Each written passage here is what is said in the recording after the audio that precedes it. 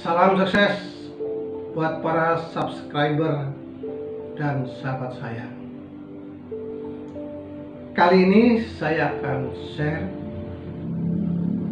materi kuliah karena banyaknya permintaan dari teman-teman yang barangkali ini akan bermanfaat bagi subscriber saya dan sahabat saya yang kebetulan sedang kuliah di program pasca sarjana.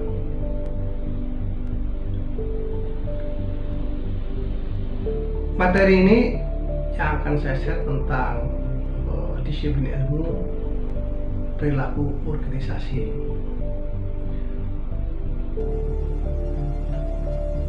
Sebenarnya bicara masalah disiplin ilmu perilaku organisasi sudah ada lama.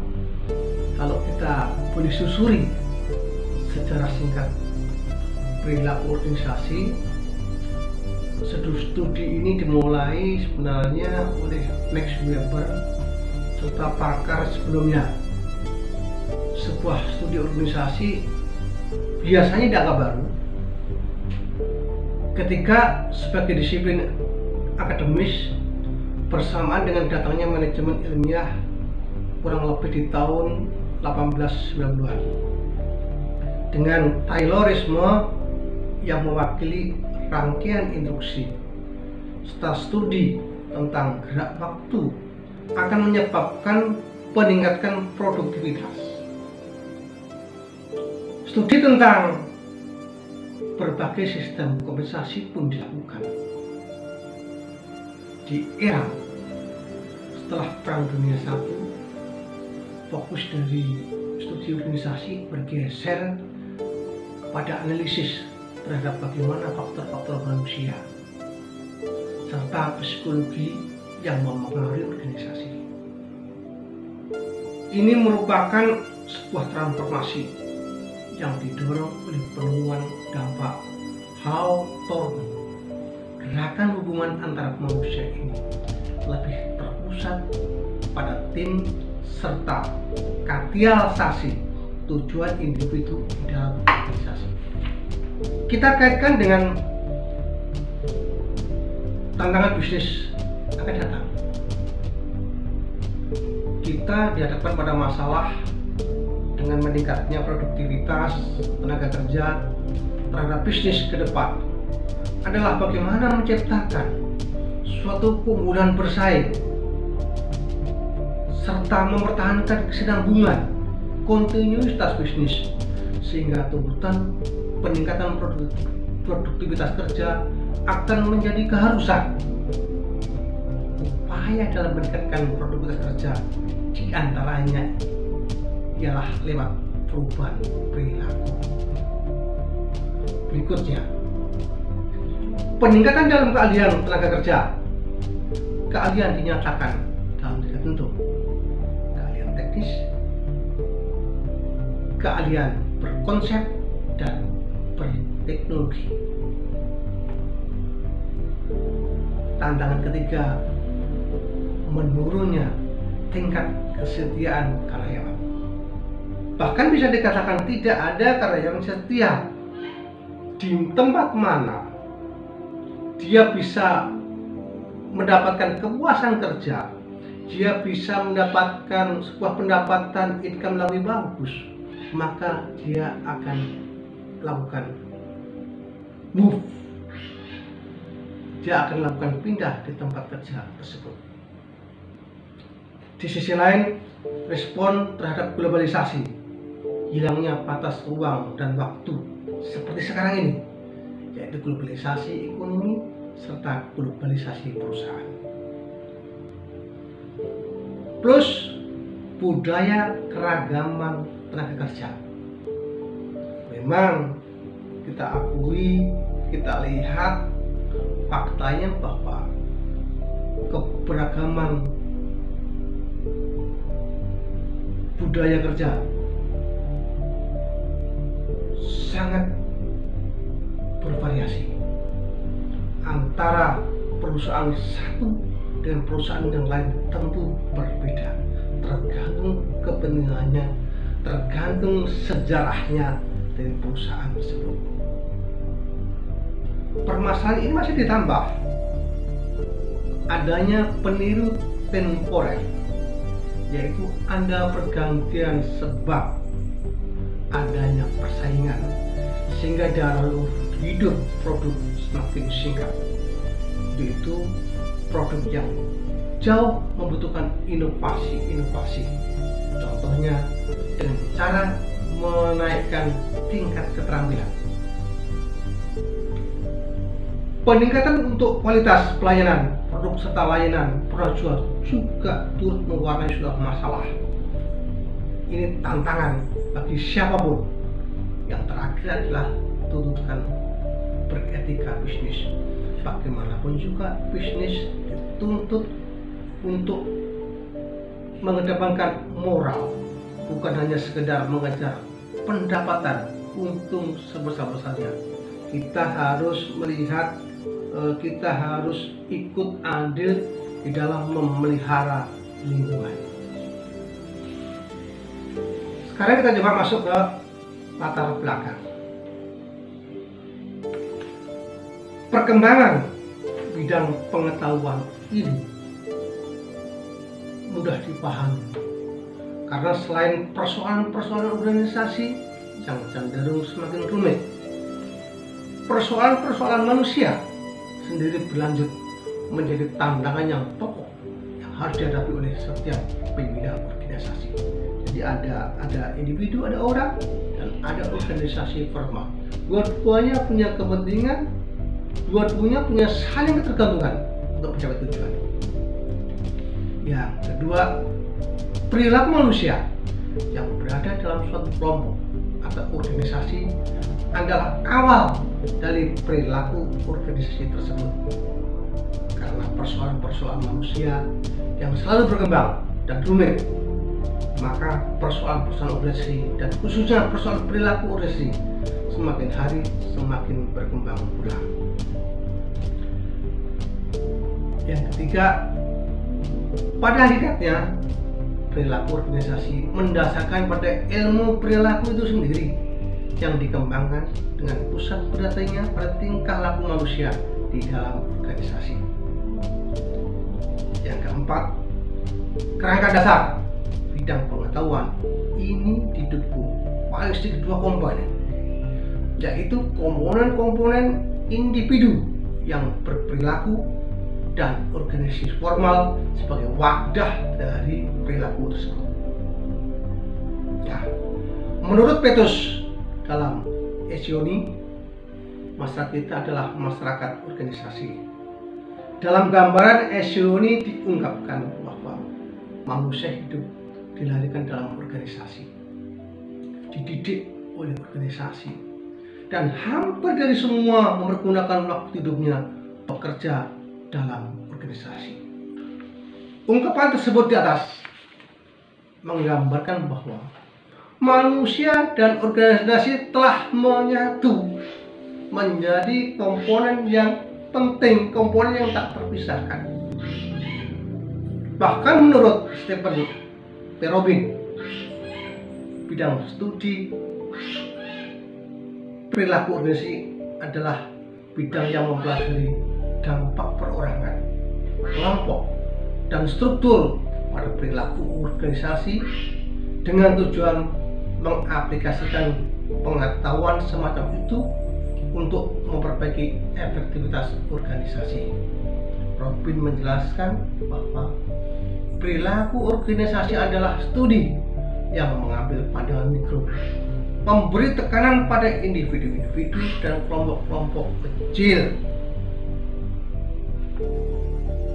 Para subscriber dan sahabat saya, khususnya para mahasiswa, topik-topik mengenai perilaku organisasi yang secara khas dipelajari dalam perilaku organisasi adalah persepsi, nilai-nilai, pengetahuan, motivasi, serta kepribadian. Termasuk di dalam topik mengenai kelompok adalah peran, status, kepemimpinan, komunikasi, dan konflik. Perilaku organisasi memandang masalah organisasi adalah masalah manusia. Dengan demikian, inti dari determinan studi perilaku organisasi adalah tentang manusia. Menurut Indrio Gito Sudarmo dan Nyoman Sujita 1997, bidang ilmu yang mempelajari tentang interaksi manusia dalam organisasi yang meliputi secara sistematis tentang perilaku, struktur, dan proses dalam organisasi. Menurut Gibson dan kawan-kawan 1996, bidang studi yang mencakup teori, metode, dan prinsip-prinsip dari berbagai disiplin guna mempelajari persepsi individu, nilai-nilai, dan ditetapkan saat bekerja dalam kelompok dan dalam organisasi secara keseluruhan. Menurut pendapat Allen dan Meyer,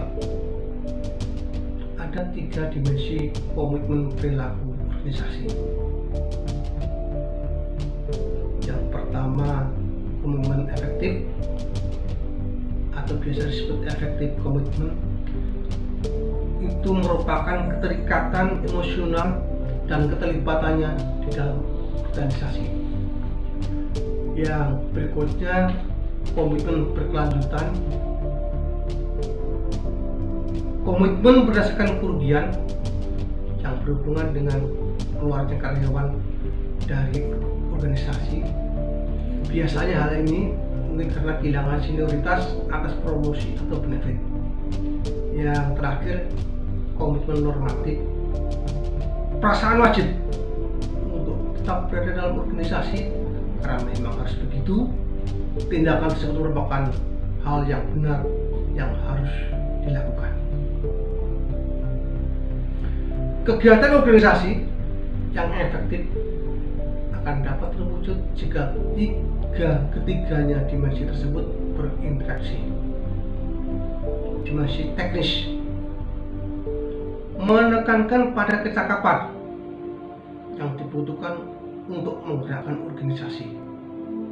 Biasanya dimensi ini berisi keahlian-keahlian birokrat atau manajer bidang teknis yang diperlukan untuk menggerakkan organisasi, seperti misalnya keahlian komputer sebagai operator atau teknisi, keahlian pemasaran, engineering, dan sebagainya.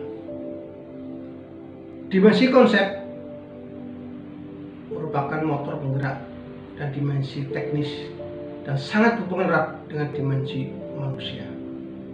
Sedangkan yang ketiga adalah dimensi manusia. Jika birokrat bekerja hanya mengandalkan dimensi teknis dan mengabaikan dimensi konsep atau dimensi manusia, maka akan menimbulkan suatu iklim yang tidak respektif terhadap faktor pendukung utama organisasi, yaitu manusia. Ilmu perilaku organisasi berusaha mengurangi sikap birokrat yang tidak respektif tersebut dengan memusatkan sebagian pandangannya pada perilaku manusia itu sendiri sebagai dimensi yang penting dalam suatu organisasi.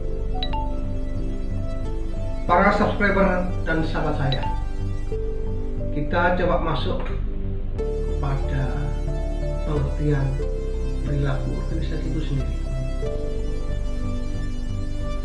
Menurut Toha, perilaku organisasi merupakan suatu studi yang menyangkut aspek-aspek tingkah laku manusia dalam suatu organisasi atau suatu kelompok tertentu. Sedangkan menurut Fred Lutyens, perilaku organisasi merupakan pemahaman, prediksi, dan manajemen perilaku manusia dalam organisasi. Tujuan praktis dari penelaahan dari studi ini adalah untuk mendeterminasi bagaimana perilaku manusia memengaruhi usaha pencapaian tujuan-tujuan organisasi. Sedangkan menurut Larry L. Cumming, Presiden Akademik Manajemen di Amerika Serikat, memberikan sebuah analisisnya.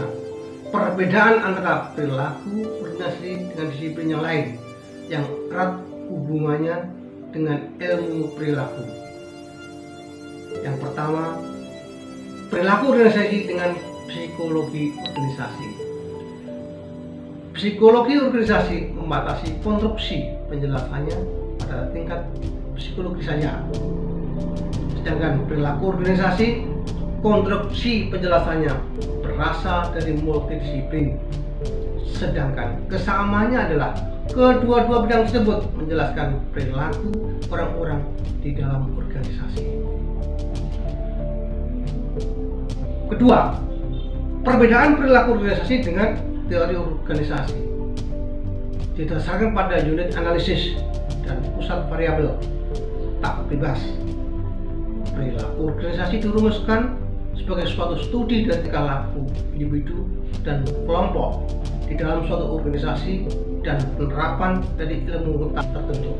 Teori organisasi adalah studi tentang susunan, proses, dan hasil-hasil dari organisasi itu sendiri. Yang ketiga, antara perilaku organisasi dengan personal dan human resource. Kalau perilaku organisasi lebih menekankan orientasi konsep, sedangkan personal dan human resource menekankan pada teknik dan teknologi. Variabel tak bebas seperti misalnya tingkah laku dan reaksi-reaksi yang efektif dalam organisasi seringkali muncul pada keduanya. Personal dan human resource berada pada permukaan antar organisasi dan individu dengan menekankan pada pengembangan dan pelaksanaan sistem, pengangkatan, pengembangan dan motivasi dari individu-individu di dalam organisasi. Tujuan mempelajari disiplin ilmu perilaku organisasi.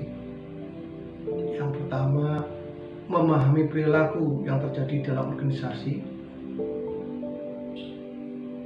adalah untuk dapat memahami dan menjelaskan kejadian-kejadian yang terjadi di dalam organisasi. Dengan demikian, diharapkan kita mampu mengembangkan cara berpikir tentang kejadian-kejadian di dalam lingkungan organisasi.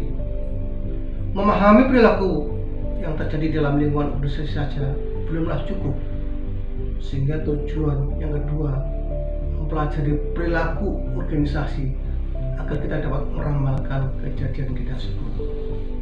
Nah, meramalkan kejadian-kejadian yang terjadi dalam organisasi setelah kita memahami perilaku-perilaku yang terjadi dalam organisasi, maka selanjutnya kita harus mampu untuk meramalkan dan menjelaskan kejadian-kejadian yang terjadi di dalam organisasi. Yang berikutnya, mengendalikan perilaku. Tujuan yang sangat penting dalam mempelajari perilaku organisasi adalah untuk mengendalikan perilaku dalam organisasi. Jika pimpinan organisasi dapat memahami dan menjelaskan secara seksama perilaku-perilaku yang terjadi di dalam organisasi, maka ia akan dapat menciptakan situasi yang menghasilkan perilaku-perilaku yang diinginkan. Kemampuan kita untuk mengendalikan moralitas dan perilaku dari anggota organisasi menjadi hal yang sangat penting di masa sekarang. Karakteristik perilaku organisasi ada 3 fokus. Yang pertama, perilaku, yang kedua, struktur, dan yang ketiga, proses.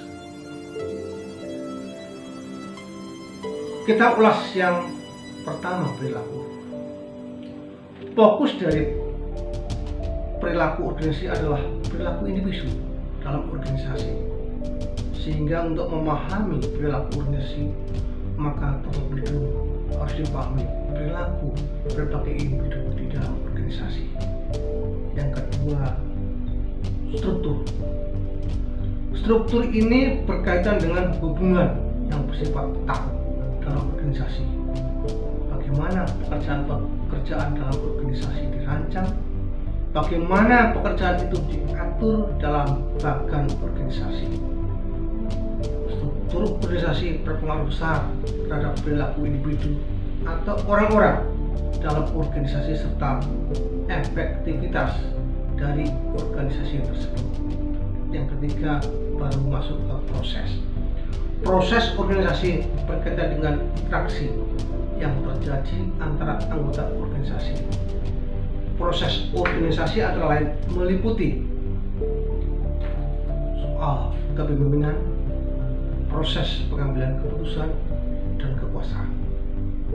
Salah satu pertimbangan utama dalam merancang struktur organisasi yang efektif adalah agar berbagai proses organisasi tersebut dapat dilakukan dengan efisien dan efektif.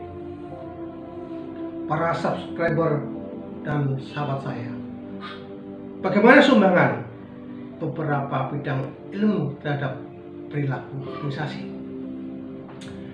Ilmu perilaku organisasi merupakan bidang ilmu yang relatif baru yang bersifat multidisipliner. Beberapa bidang yang memberikan kontribusi di dalam perkembangan ilmu perilaku organisasi adalah sebagai berikut. Yang pertama, psikologi. Ilmu psikologi ini memberikan sumbangannya terhadap perilaku organisasi, terutama dalam hal pemahaman tentang perilaku individu dalam organisasi. Psikologi, terutama psikologi organisasi, mencoba untuk memahami, meramalkan, dan mengendalikan perilaku seseorang dalam organisasi. Yang kedua, sosiologi.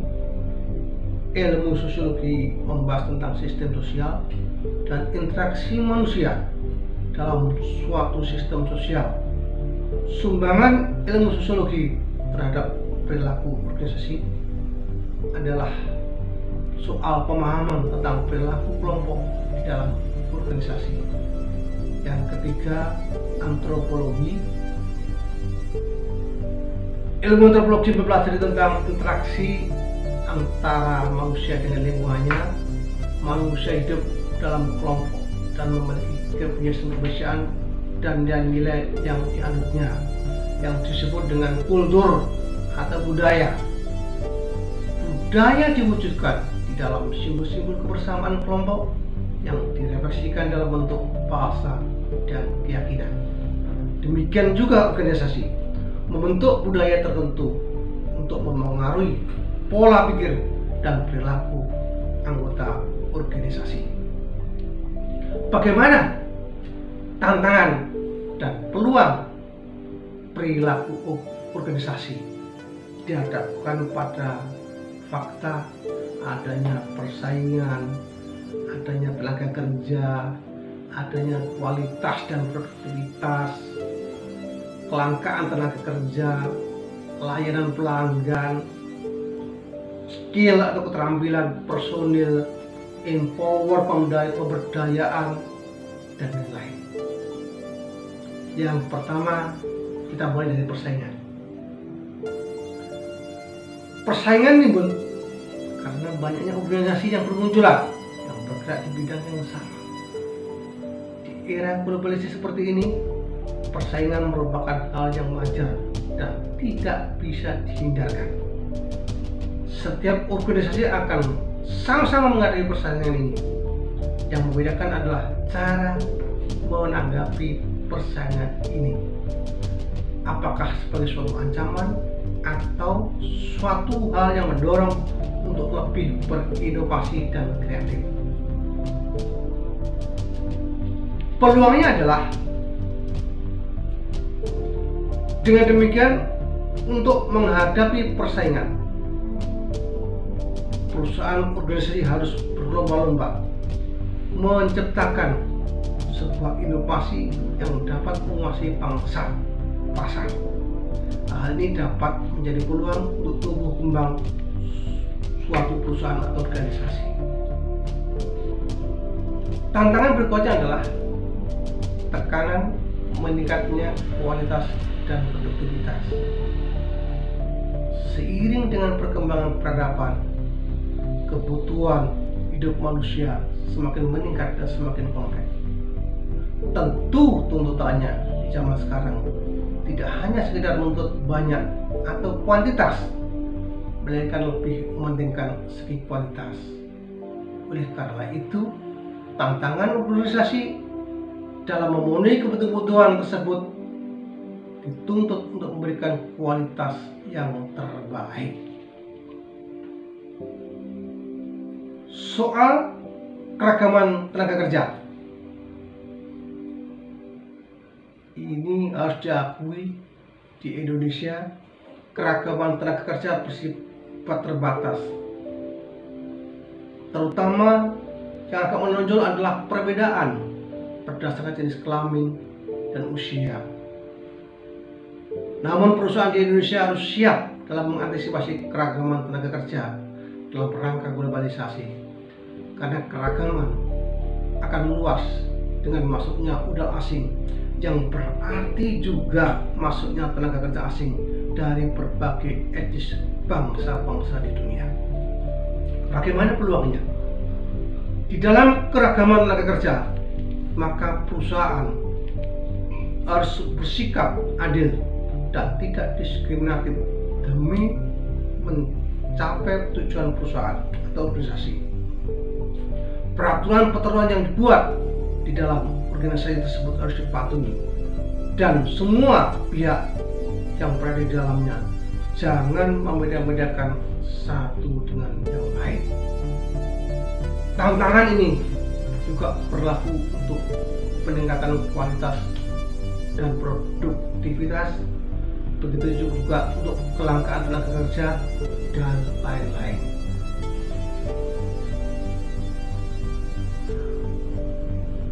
Para subscriber dan sahabat saya, khususnya teman-teman mahasiswa, kita lanjutkan pembahasan kita dengan kondisi keadaan bidang pengetahuan tentang perilaku organisasi saat ini. Perilaku organisasi sekarang merupakan bidang ilmu pengetahuan yang berkembang. Justru pengetahuan tentang organisasi pada umumnya ditempatkan dalam sekolah-sekolah bisnis, walaupun banyak universitas yang juga memiliki program psikologi industri serta ekonomi industri juga. Bidang ini sangat mempunyai pengaruh terhadap dunia bisnis dengan para praktisi seperti misalnya Peter Drucker dan Peter Seng yang mengubah pendidikan akademik menjadi praktek bisnis. Perilaku organisasi menjadi sangat penting dalam ekonomi global saat orang dengan berbagai latar belakang serta nilai budaya harus bekerja bersama-sama dengan efektif dan efisien.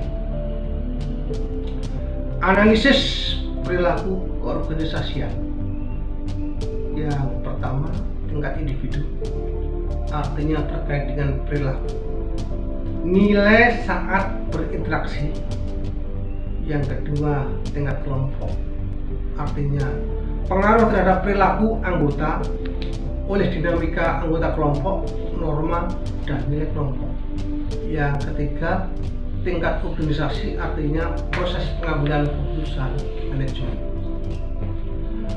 Dalam menganalisis perilaku individu, kelompok, dan organisasi, sangat penting mempertimbangkan faktor lingkungan eksternal seperti ekonomi, politik, sosial budaya, teknologi, globalisasi, dan lain-lain.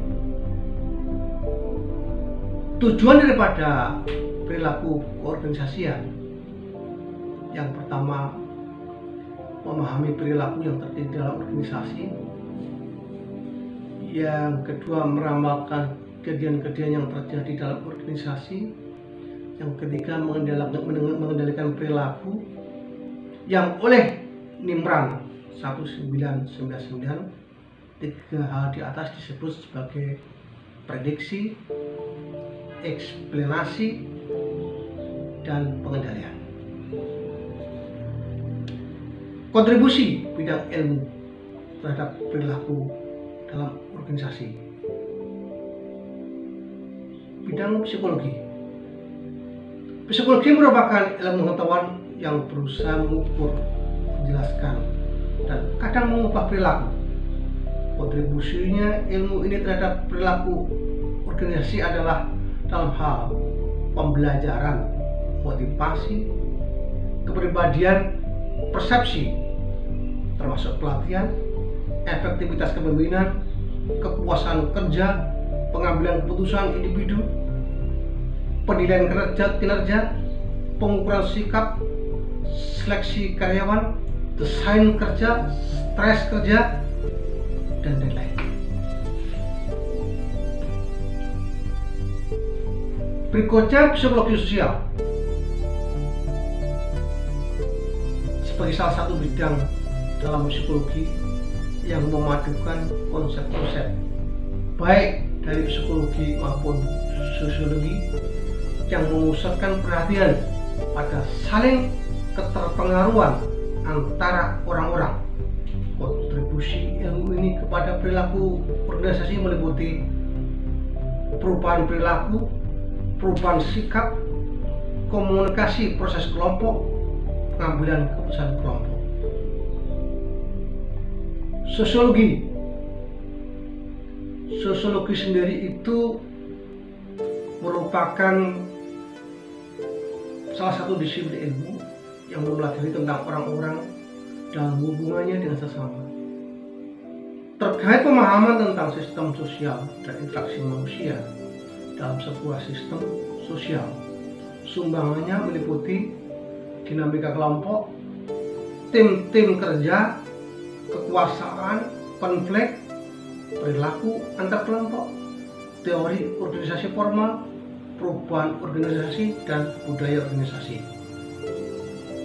Antropologi merupakan suatu disiplin ilmu yang belajar tentang masyarakat, khususnya tentang manusia serta kegiatannya. Sumbangan ilmu ini terhadap perilaku organisasi dalam hal nilai komparatif, analisis lintas budaya, lingkungan organisasional. Ilmu politik merupakan pengetahuan tentang perilaku individu dan kelompok dalam suatu lingkungan politik. Sumbangannya yang sangat kental dalam hal ini adalah seperti konflik, politik intra-organisasional, dan kekuasaan. Konsep dasar perilaku organisasian sebagai salah satu disiplin ilmu yang mempelajari landasan filosofi serta seperti akuntansi, fisika, dan lain-lain. Demikian pula dengan perilaku organisasian yang notabene-nya melibatkan manusia. Perilaku organisasi akan bersangkut paut dengan seperangkat konsep dasar sekitar manusia dan organisasi. Berikutnya, hakikat manusia meliputi pemahaman tentang perbedaan individu adalah bahwa setiap orang berbeda satu dengan yang lain.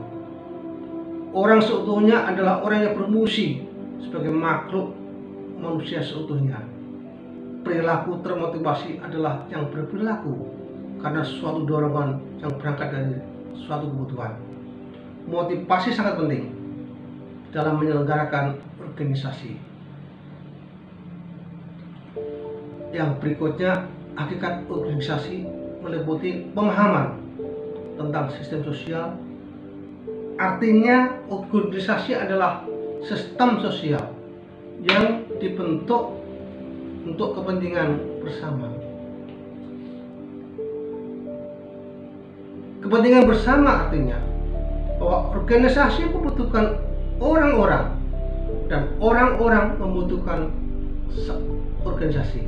Artinya kedua-duanya antara individu dan organisasi ini saling punya kepentingan, saling membutuhkan untuk mencapai tujuan.